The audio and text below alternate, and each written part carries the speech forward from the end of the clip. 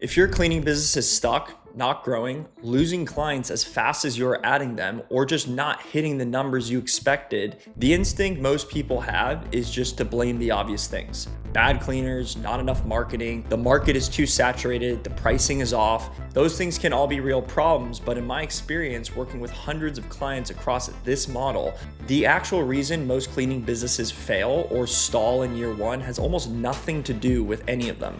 The real reason is that owners never learn to run a business. They learn to run a cleaning operation.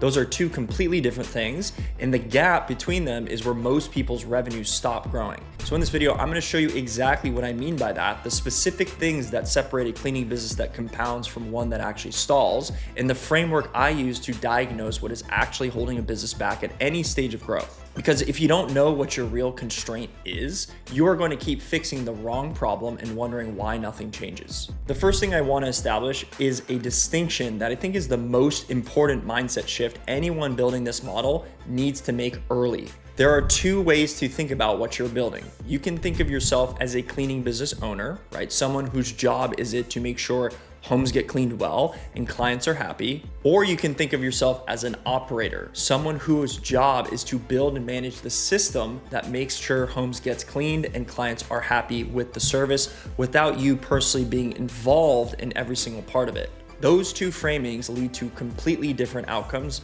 in different businesses. The first one leads to an owner who is reactive, who is always putting out a fire, who cannot step away from the business because everything depends on them being available. The second one leads to a business that compounds because the system is doing the work, not the person. Most people who struggle in this model are thinking like the first one. They are focused on the quality of the service rather than the quality of the system behind the service. And the reason that that is the problem is not that the service quality doesn't matter. It absolutely does. It's that you are the one personally ensuring every cleaning goes well. You are the ceiling of your own business. Obviously, you cannot scale past what you personally cannot oversee. So the operators who build this to $30, $40, $50,000+ a month are not better at cleaning than the person stuck at $3,000 a month. They are better at diagnosing constraints, building systems around them, and then delegating the execution to the people they have hired and trained properly. That is the skill this business actually rewards, and it is the skill most cleaning business owners and content never teaches. Now, the second thing that separates operators from cleaning business owners is how they use data. I want to show you the framework I use to diagnose what is actually wrong with a business that is not growing. Because I think most people's approach to this is basically guessing and just by gut feel. Something is not working, they aren't sure what it is, so they try a few things and hope one of them fixes it just off intuition. The framework I use starts with 5 questions. What is my total client lead volume that month? What is my close rate on those leads? What is my cleaner availability relative to my current booking volume?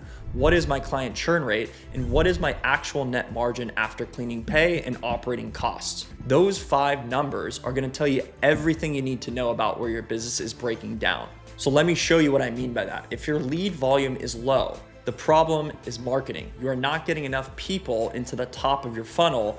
The fix is actually understanding whether or not a paid channel is actually working, being able to scale that, or even layering in multiple channels at once. If your lead volume is fine, but your close rate is low, the problem is your sales process, right? You're getting inquiries, but you're not converting them into bookings. That means something is either off in your pricing conversation, your follow-up, your responsiveness, your offer framing is breaking down. So that's not a marketing problem. So spending more ads when your close rate is low is just buying more leads you're ultimately not gonna close. Now, if your leads are good and your close rate is good, but your revenue is not growing, the problem is always almost cleaner availability. You have more demand than you have capacity to fulfill. Clients are inquiring, you're actually closing them, and then you don't have enough cleaners that are reliable to send. That situation costs you the client relationship before it even starts, and it's entirely preventable. Now, if your revenue is growing, but your net profit is not, the problem is margin. Either you're pricing too low, your cleaner pay structure is eating too much into your ticket, or your operating costs are running higher than they should relative to your volume,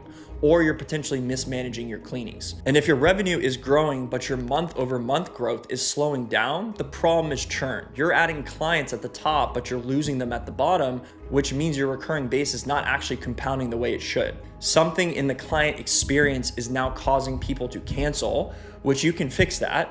And until you fix that, you're just gonna be running in standstill. So every single one of these is a different problem with a different fix. The reason most people stay stuck is that they're applying a general fix, usually more marketing, to a constraint that has nothing to do with marketing. You cannot spend your way out of a close rate problem, right? You can't market your way out of a churn problem. You have to know which constraint you're actually dealing with before you can fix it. Now, there are a lot of sub things to look under the hood of each of those 5 core metrics I talked about, but those 5 will give you a good baseline in terms of what to address. Now, the third thing I want to cover is unit economics, because I think this is the area where most cleaning business owners are the most blind, and it's the area where the most money is being left on the table. Unit economics in this business comes down to a few core things: your average revenue per clean, your cleaner cost as a percentage of that revenue, your customer acquisition cost, and your average client lifetime value. So let me show you how these interact, because the math is pretty simple once you laid it out. Obviously, this is a cleaning business. There's not as many moving parts, which is great. In most markets my clients operate in, the average monthly spend for a recurring client is around $300. That accounts for bi-weeklies, monthlies, weekly clients as a base that is a cumulative average, okay? If you were to add a 50% margin to this, your net per client per month is gonna be $150. To hit 10,000 gross in revenue, you're roughly gonna need around 30 to 35 cleans per month at that ticket value, right? That is roughly gonna be in that 15 to 20 recurring clients as your base, with obviously some additional volume from one-time bookings filling up the rest of your calendar. Now, here's where most people lose money without realizing it. If you're undercutting your cleans by $20, $30 per job just to get clients faster, now you have, call it 40, 50 cleans per month. You're leaving somewhere in the range of $1,000 per month on the table because you're not priced properly. So over the course of 6 months, now it becomes $6,000 to $8,000 in revenue you earned, but you never collected because you were afraid to price correctly. The other number most people never calculate is their actual customer acquisition cost. So how much are you spending to get in marketing to get one new recurring client or one first-time client? If you're spending $200 to acquire a client who stays on average, let's just say for 12 months, basically a year, and generates $150 profit per month for your business, your lifetime value of that client is $1,800 and your CAC is $200. That is a very good return, right? If your CAC is $400, your client average is 6 months, obviously you're starting to compress that and it starts to be less lucrative. And that becomes a business that is working hard and starting to go nowhere. So most cleaning business owners cannot tell you any of these numbers off the top of their head. The operators who scale know them exactly. They use them to make decisions, right? Which marketing channel to increase spend on, how to raise prices, how much can they afford to spend to acquire a new customer, how many clients do they need to add per month to hit their next revenue milestone. Those are not complicated calculations. They're just the ones that most people do not bother to do. Now, I want to end with a single principle that I think has the most impact on long-term business stability in this model, because it is the one that most people either do not know or know but do not actually follow. You are always hiring. When a cleaner leaves, not when you land a big new client and realize you do not have enough capacity, not when your revenue drops because 3 cleaners called off in the same week. You're hiring always, you're hiring consistently, and as an ongoing operational activity that never stops no matter how full your roster looks right now. Here's why this matters more than almost anything else in your business, right? Your cleaner pipeline is much like your oxygen supply of your entire operation. When the pipeline is healthy, meaning you have more reliable cleaners available than you currently need, every problem that comes up on the supply side is manageable. A cleaner no-show is just an inconvenience. A cleaner who stops responding is a slot you fill from your bench. A sudden increase in your client volume is something you can absorb because you now have the capacity ready.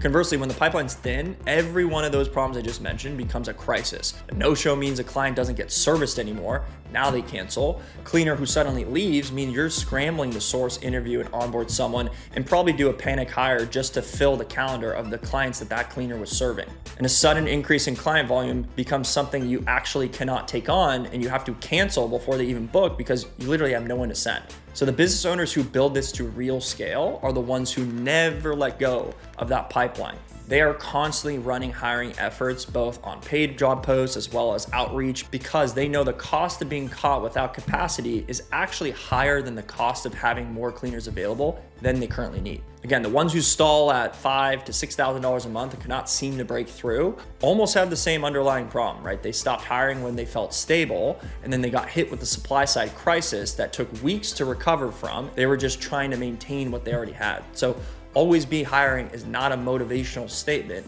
It's an operational requirement for anyone who wants to build a cleaning business that compounds rather than cycles between growth and crisis. So here's the framework in plain language, okay? So if your business is not growing, diagnose the constraint before you do anything else, okay? And it should be one constraint at a time. If it's lead volume, close rate, cleaner availability, client churn, margin, you gotta pick the right one for the right problem, and do not move on until that constraint is actually resolved, not just patched. Track your unit economics, right? Know your average revenue per clean, know your cleaner cost percentage, know your customer acquisition cost, and your client lifetime value. Those numbers tell you where your business actually is, right? It's not where you think it is. This is the common saying, feel versus real or signal versus noise. You gotta know the data so you're not operating just on feelings. And keep your cleaner pipeline full at all times, not just when you need it. The pipeline is the asset that makes everything else in the business work when problems come up, and problems are always gonna come up in business. So again, the difference between a cleaning business that fails in year one and the one that is doing $40,000 a month by the end of it is almost never the quality of the cleaning. It is whether the owner learned to think like an operator. That is the shift. Everything else follows from it. The content you see most in this space is how to get your first client, how to get your cleaners, how to set up your booking software. That stuff matters. Obviously, I cover all of it, but the reason I wanted to make this particular video is that the question nobody is asking in this space is, why do most cleaning businesses stall or fail after the first few months? And what is the actual fix? Because the answer is not better marketing or better cleaners, right? It is a learning to diagnose real constraint, track the numbers that actually tell you what is happening in your business, and operate it like someone who's building a system rather than just managing a service reactively day to day. So if you want to see my full framework for building from $0 to $10,000 a month using this approach, I have a free course in the description, and that covers the entire system. So if you have any questions about any specific part of what I just broke down in this video, drop them in the comments. I'll read all of them, and I will use the best ones for future videos, and I will see you on the next one.